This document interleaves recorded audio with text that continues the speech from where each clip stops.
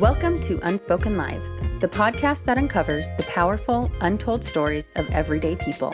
The real stories you don't always hear, but ones that deserve to be told. I'm your host, Kelsey Billingsley. In each episode, we'll explore journeys of growth, resilience, and transformation. Conversations with guests who have faced challenges, embraced change, and discovered new purpose along the way. Through their stories, you'll find inspiration, hope, and a reminder that every life has a story worth telling. Let's dive into this next Unspoken Life.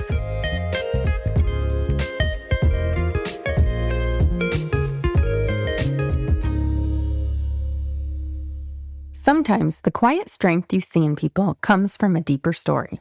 Laura's life began in Lima, Peru, where she was raised by her grandparents while her mother worked thousands of miles away, building a future she hoped to one day share. What followed was a childhood shaped by resilience, independence, and determination. A move to the U.S. at 12 years old, learning English from Disney movies, and starting over from scratch. This conversation is about generational strength, motherhood, and what it means to become the glue for the people you love. Let's start at the beginning. Laura, what was life like growing up?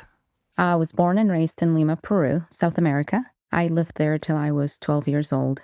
I was raised by my grandparents.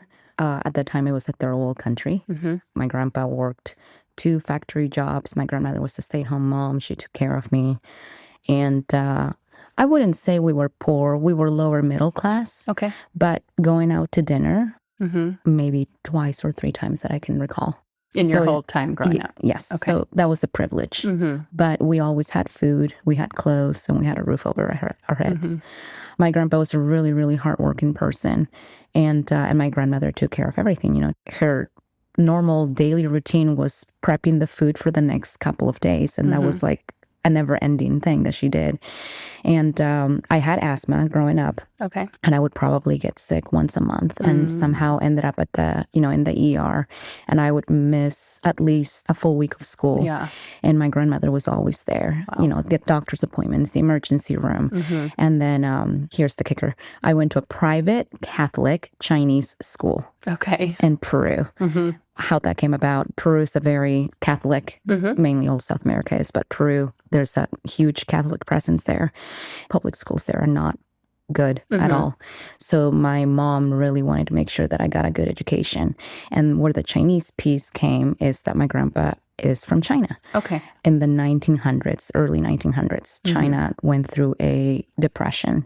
And a lot of those folks left China and they immigrated to South America, primarily Chile, and Peru was one of them. So my grandpa came to Peru when he was just baby. Right. And his whole family came from China. So that's how the Chinese roots in our family started.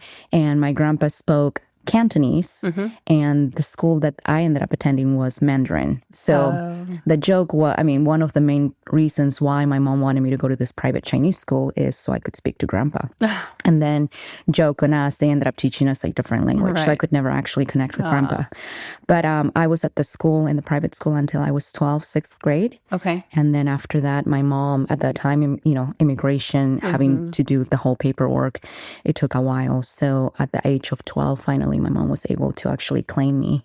Oh, wow. And then I saw my mom after 8 years. Okay. She left Peru when I was 4. Okay. So when you were being raised by your grandparents, where was your mom? She was working in California. Okay. She did the whole immigration thing, I guess, just like my grandparents did. Okay. Early in their lives. So Peru went through a big financial crisis, and my mom had just graduated college. She had a really good job, and when the financial crisis hit, she just, didn't really know what to do. And we had family outside in the U.S. And at that time, my grandmother's brother basically said, if Susie, my mom, wanted to come and start all over, she could. So my mom then left Peru with, a suitcase or 2, and then moved to California. And then she would send me money every month. And that's how we paid for private school. That's how we paid for the uniforms. And I never went through life thinking I didn't have something. I never went through life thinking I didn't have enough love. Right. There was always the presence. And mom made sure that I knew that she was there, although not physically. Right. But, emotionally and financially, she was always there supporting me. Was it hard for you, even though you knew she was there? Like, did you miss her? I was so little, but I think it's like one of those, like, when you dream as a kid of something like magical. I always thought mom is magical. And I had this really positive, magic thought of her. And then eventually I will see her. Right. But my grandparents did such a great job raising me. I always say this, one of the happiest times of my life was my childhood. Right. It really was. I was a happy kid. So you shared about growing up in Peru. How did that chapter come to an end and you end up in the U.S.? I was in Peru for 12 years. 12 years, okay. And then my mom moved me, and I ended up going from Lima to Spokane, Washington. Okay. And if you've ever heard of Spokane, it's a very small town. At that time, I think it was like 250,000 people. I think now it's like 350. But to go from a very heavily overpopulated city like Lima to Spokane, oh my gosh, culture shock. Yeah. And at that time, my grandparents, my parents, my mom and my stepdad were renting a house up in the mountain, and it had 85 acres. Oh, wow. So there was all this land, no neighbors, no nothing. Yeah. And there was animals and lots of trees. And to go from people, city, family, noise, school system to basically just population of two, my mom and my stepdad, it was really hard. It was very hard. I didn't have any friends. I didn't speak the language. Oh, yeah. I've always been this very, if there is something that needs to be figured out, I will figure it out and I will take something to the finish line. I've always had this curiosity. And if there's something that I don't know that I want to learn how to do, I will learn it. And at that time I need to learn how to speak English. So I just remember like putting Disney movies on with the subtitles. And I would teaching yourself. Yes. And I would write the subtitles down. And then I would ask my stepdad and my mom, what does this word mean? And then I would listen to music. And then at that time, there was like the cassettes and the tapes and you would rewind. And I kept listening to the same words over and over. And then I would write them down. So I taught myself to like listen and write. And then maybe 2 or 3 months later, my stepdad suggested to my mom, it's time that she needs to go to school. Like she needs to start like doing ESL classes and all of that. So because we lived in the middle of nowhere, driving to a school took like 25, 30 minutes. So my mom basically spent her whole day driving me around because she would take me to the middle school, then pick me up after a few hours, take me to the high school for ESL classes, then bring me back to the middle school. And that was her day. And that's what she did. She was completely dedicated to me the whole time. And were you still teaching yourself English at this time? Yes. So how was that, going to a new school, brand new environment, and not knowing English? I think because Spokane was such a small town and there was a lack of diversity, at least at that time. Me coming from a different country, me being Hispanic, I was different. I didn't speak English, so I was the cool kid. So everyone was like, come sit with us. And they really try to communicate with me. So it became more like they were fascinated by me and I was fascinated by the culture and I wanted to integrate into the culture. So I think it worked out for everyone. That's good. Because you hear so many other stories where it's the opposite. Nowadays, you hear that, they're bullying you and you don't fit in. And that wasn't the case for me. I had a really good integration into the culture. And then once the language kicked in, then the writing became the next step. So taking those SATs in high school, it was hard for me because standardizing testing, when you're not completely fluent, it was a struggle and a challenge. But eventually, we got there. I got admitted to Eastern Washington University. Okay. And I wanted to become a lawyer. And I did pre-law for my undergrad. And as I was getting ready to apply for law school, I took the LSATs maybe 3-4 times. After the 3rd or 4th try, I got a good enough score to actually feel comfortable applying. And I applied, I think, to like 10. And at that time, UW, University of Washington, was one of the top 25 schools to get into. And I actually thought I had it in the bag. I had a good story. I was bilingual. I came here at the age of 12 and knowing English. I had a GPA of like 3.6 or 3.8. I did really well in school. Like I thought I got in and I did not get in. And then I got waitlisted in a couple of them and I got into like two that I did not want to go into. Right. That were kind of like the safe, like Right. C squad kind of backup plan of the backup plan. And I just felt so defeated. So I took a year off. And I just remember crying one afternoon, and I was at my parents' house, and my mom came in with the catalog of master's programs. And she just said, okay, plan B, here. I think she threw me the catalog, and I was just like, okay, I guess she wants me out of the house. Yeah. And I opened it, and there was all of these different programs, but I gravitated towards the public administration and health administration one. I started doing administration, and then I realized that I really liked policy management. I liked understanding the why and the how. And then public service. I was really interested in healthcare. So I added the health certificate to my portfolio. And then at that time, I got a job at a small clinic. It was a student clinic in Cheney, Washington, where Eastern Washington University is located. And I worked at the clinic for 3 years, 4 years. Then I eventually just kept working my way up. And after I graduated from grad school, I took a trip to Vegas to celebrate graduation, and I met my husband in the lobby of the hotel. After that, it's just been like this magnificent, unexpected ups and downs, but a great story. But I would say that the transition from Peru to Spokane was the hardest. But that kind of gave me hope for if I could do that at such an early age, not knowing the language, not having any friends, like basically starting from like zero, then I can basically do anything. Yeah. So at this point in my life, I kind of look forward to the next challenge. Yeah. When you moved here to Spokane, did anyone go with you, or was it just get on a plane and Just go? get on the plane and go. Had you been on a plane before? Never. So it was all brand new. Yes. And I remember to this day, I remember this really nice lady who ended up sitting by me. She took care of me. She told me how to go to the bathroom. Like, here's the cabinet, and you put the locked door, and here's the sink. And then she like waited for me outside. That's so sweet. And then she gave me her phone number, and she's like, if your mom, needs any help, just tell her, here's my phone number. Right. So she was really nice. But at the time, it was, the flight attendants kind of walk you and they hand deliver you to your guardian or parent. And when I landed in LA, my mom was there. Okay. And that was the first time I had seen her in 8 years. Did you guys recognize each other? From photos, yeah. But my mom, obviously, like, she hadn't seen me. I mean, you know how it is to raise kids and how quickly they grow, right? Yeah. They don't look the same 8 years ago that they do now. So for her, was very shocking. And, she cried hysterically for a few minutes.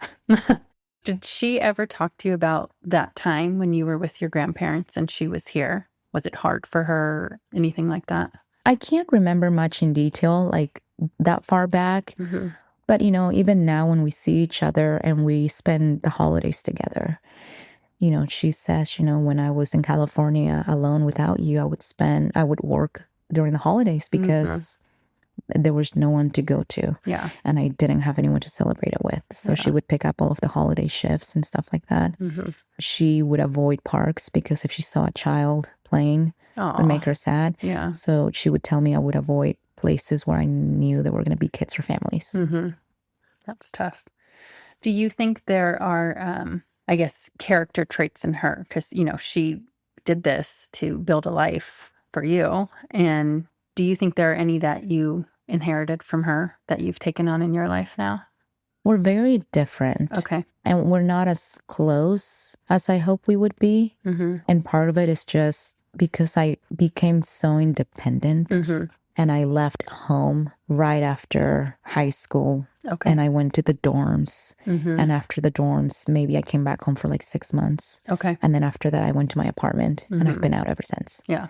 And then I moved across the country to Washington, D.C. And that's been my life. Yeah. So I've always been very independent.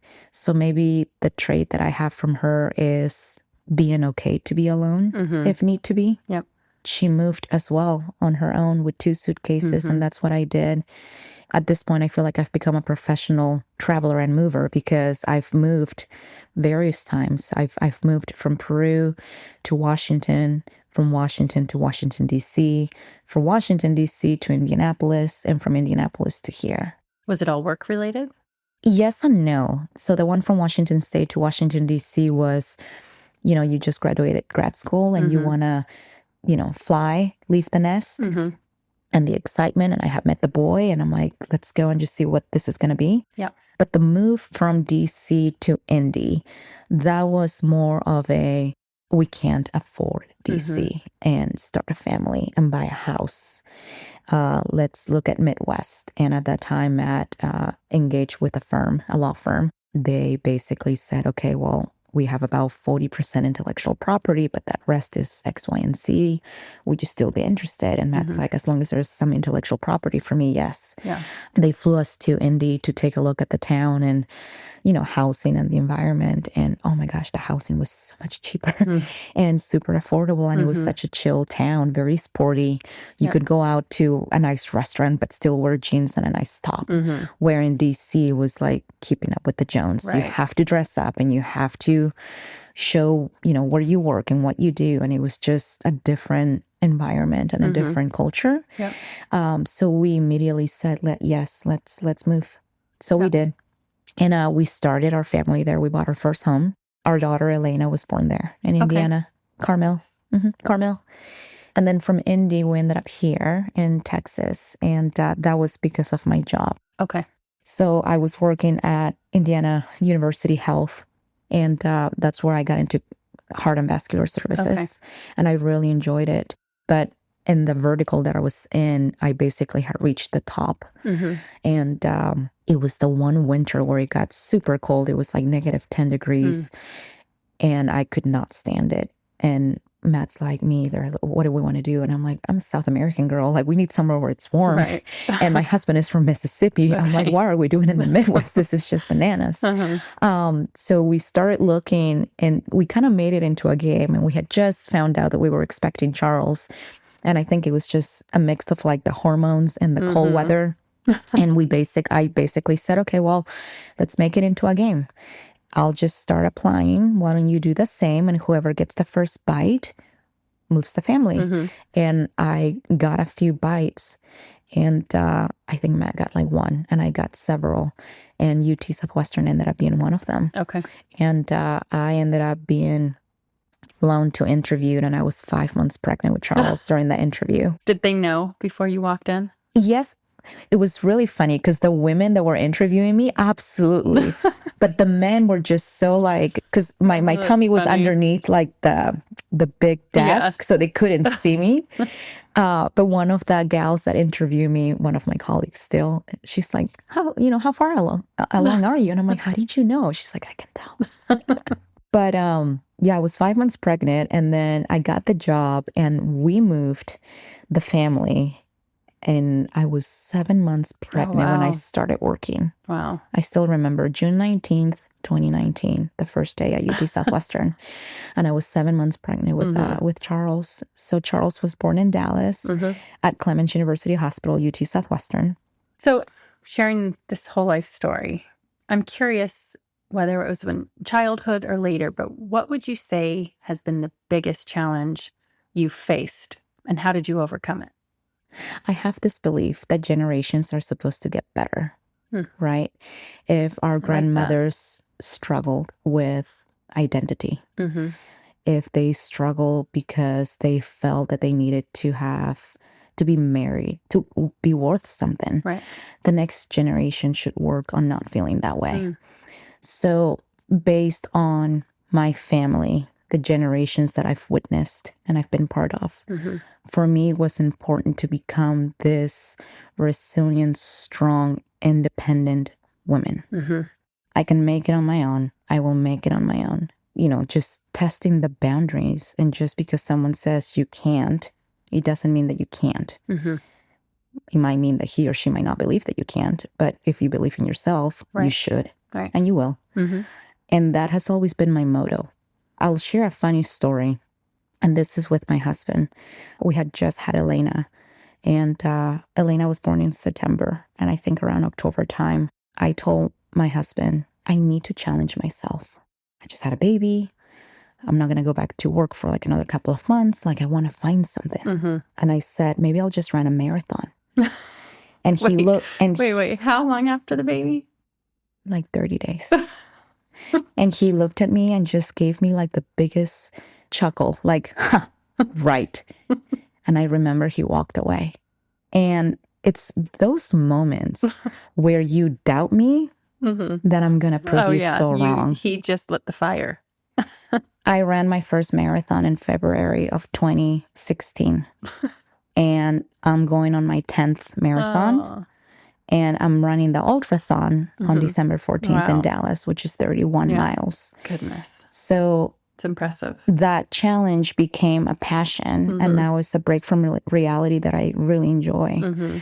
I put that mentality into a lot of the things that I do in my life, whether it's at work with projects, when someone doubts me or when someone just wants to ground me and say, no, you stay there. I'm like, okay, no. You'll see. You'll see. I'm not going to stay there.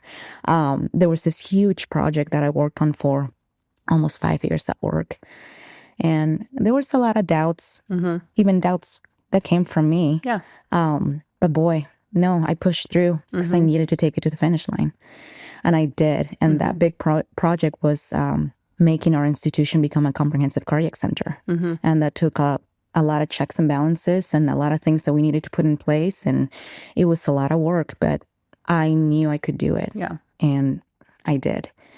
So in a way, what gives me fear is what kind of challenges me and fuels me. So not to sound, tacky, but I do look forward to the next fear because I know it's going to challenge me and I know I'm going to tackle it and hopefully take it to the finish line. And do you think that comes from what you were saying before about generational? Yes. Okay. That's what drives it? Or at least a part of it? At least for me, because I feel that I need to prove something to my kids. Just because it is, it doesn't mean that it should be. And just because it was, it doesn't mean that it needs to continue to be. We need to be better. Yeah. There's a lot to say with people with trauma, right? I can be the person that has trauma and meet new people and meet new challenges and still bring my trauma with me like a backpack. Or I can acknowledge, yes, it happened to me, but I don't need to keep moving it forward with me. Right. You leave it behind. Yeah. And I've chosen to do that. Yeah. When you mention trauma, are you referring to a specific thing? Not being able to grow up with your parents. But I was raised with my grandparents. So for me to say that I didn't have the mother love or the fatherly love, it's not true because I did. Right. So it's hard for me to say that I lacked something because I had it. And it was, like I told you, like my childhood was a really happy childhood. Kind of like with kids that are adopted, they just wonder who their parents were, right? Yeah. Because they feel like maybe they're missing something. That's kind of how I felt. Like I was raised by really loving, nurturing grandparents. But I kind of wonder what it would be like to be raised by my mom and dad. And I never had that until I moved with my mom. And then at that time, I was a teenager. And I was a horrible teenager.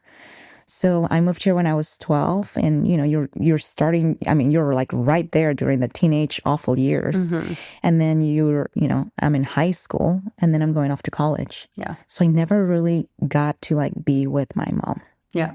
And then I just kind of became independent and in a way I raised myself after once I got to college. I kind of did.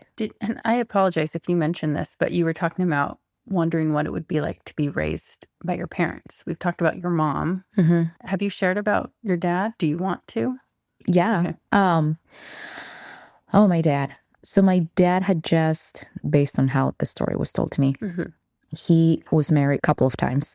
He ended the first marriage, then met my mom, then they got pregnant. And then my dad was supportive of the pregnancy. But obviously, there was not going to be a future with my mom. And then he moved on to his second marriage. Okay. And my dad would come in and out. Like he would I remember my dad barely growing up, but I do remember times where he would come at my grandparents' house and stop by to say hi to me, and he would, drop some cash off. Then I moved to Washington State with my mom, and I didn't see my dad for several years. But then he came back into the picture when I was 18. Okay. And I remember my mom being upset. My mom is like, well, the work is done. Now he wants to come back. But again, my mentality was, I've always had a dad. Right. So this is either going to be a bonus or not a loss at all. Right. But I'm curious. So I'm going to see what it is like. He ended up becoming really good friends. Really good friends. That's great. Very good friends. Very interesting, difficult person, but a good friend. Especially like during the college years, I would just randomly call him if a boy broke my heart or something. I do remember making those phone calls to him. And then he got diagnosed with cancer. And unfortunately, he passed away in 2020. I'm sorry. But he was able to come to Dallas in 2019 and meet my son. And he stayed with us for a few days.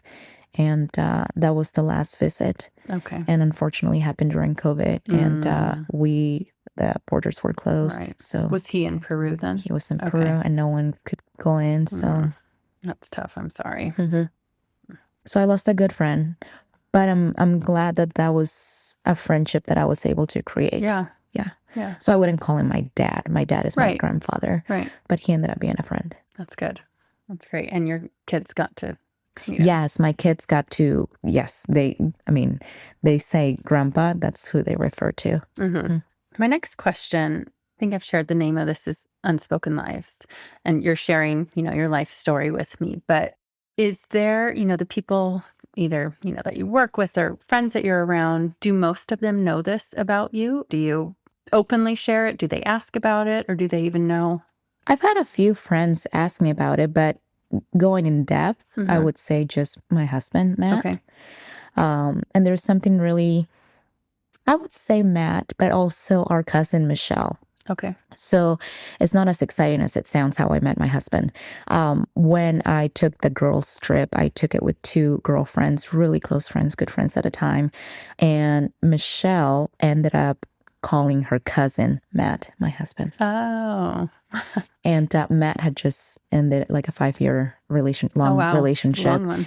And cousin Michelle was like, well, we're going on a girls' trip. If you, maybe you need like a little pick-me-up, hang out with us. And he ended up meeting us there. But cousin Michelle, I would say she is one of the ones that truly knows my background. Yeah. And we grew up together. Like we've known each other since we were like 12 or 13, maybe 14. And we became very good friends. And I find it so funny that, Matt was always the cousin, but they had only seen each other like a handful of times in their lifetime because she lived in Washington with me and he lived in Mississippi. Okay. So cousin was always in the background. Yeah. And, now he ends up being my husband and we're truly, family. And, but Michelle actually went to Peru with me in my early 20s and she really understands, my grandparents and she met my grandmother. My husband, Matt, didn't get to meet my grandmother. But I would say Michelle like really, really knows it, as well as my friend Casey. Okay. And Casey's another one of my good friends that I basically grew up with as well. Okay. What do you think they were most surprised to hear about when they learned about where you came from? Maybe coming from another world, country, and integrating so well and just feeling like I was just one of them. Yeah. Yeah, I could see that because sitting here talking to you today, I would never imagine that you came here when you were 12 and taught yourself English from Disney movies. It's a whole different, every time I go to Peru, it's a reminder of who I could have been. But also realizing how fortunate I am to be able to have the life that I have. Because not every kid in Peru becomes a successful person. Not every kid in Peru ends up having the opportunities that I've been given. And there's a lot of poverty in Peru. Who knows? Maybe I would have been very poor and not been able to go to school. I don't know. Yeah. But I do know that I'm grateful for the life that I have. Yeah. What are some of the biggest lessons you think you've learned throughout all of this? Opportunities, good ones, are rare. Take advantage of them. And my favorite quote there's no elevator to success. You have to take the stairs. I do believe that if you work hard, there's got to be a good reward at the end of that. You just got to work hard. I think you're living proof of that. Thank you. Yeah. What role has fear played in your life, and how do you overcome it? Motherhood. Thanks for listening to part 1 of Laura's story. Be sure to come back next week for part 2. Here's a preview of what's ahead. My mom went to college. She got her undergrad. I took it to the next step and I got my master's. And I kept taking the next step because I want my kids to see that. And just because we struggle or just because certain things were hard, I obviously don't want them to have an easy life. They need to actually know what it's like to go through a hard time. But I don't want them to suffer. Yeah. I'm a firm believer that the purpose of life is not to survive it, but to thrive.